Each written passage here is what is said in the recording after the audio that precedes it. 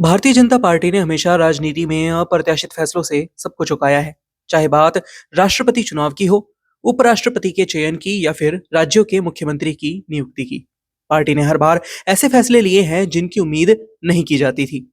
2014 में नरेंद्र मोदी सरकार बनने के बाद से ही बीजेपी ने कई बार राजनीतिक हलकों को चुकाया है। अब एक बार फिर सवाल उठ रहा है कि महाराष्ट्र का अगला मुख्यमंत्री कौन होगा। 2014 के विधानसभा चुनाव के बाद महाराष्ट्र में मुख्यमंत्री के नाम पर चर्चा होने लगी थी। एकनाथ खड़से, गोपीनाथ मुंडे जैसे वरिष्ठ नेताओं के नाम सामने आ रहे थे, लेकिन बीजेपी ने सभी को चौंकाते हुए देवेंद्र फडणवीस को मुख्यमंत्री बना दिया। यह एक अप्रत्याशित निर्णय था जिसने सभी को हैरान कर दिया। फिर जब उद्धव ठाकरे की सरकार गिरी और महाराष्ट्र में सरकार के गठन की प्रक्रिया शुरू हुई, तो कयास लगाए जा रहे थे कि फडणवीस को फिर से मुख्यमंत्री बनाया जाएगा।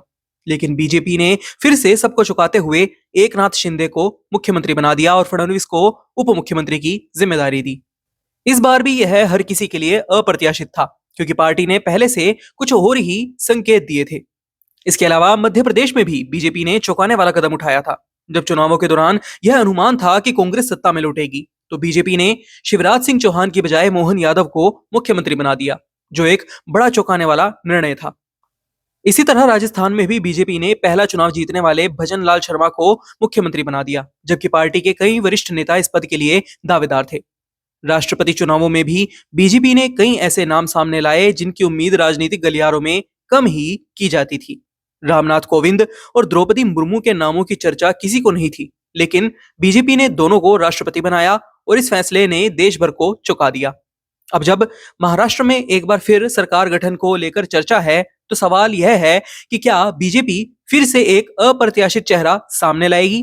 क्या पार्टी एकनाथ शिंदे और देवेंद्र फडणवीस की जोड़ी बनाए रखेगी या फिर किसी नए चेहरे को मुख्यमंत्री बनाया जाएगा?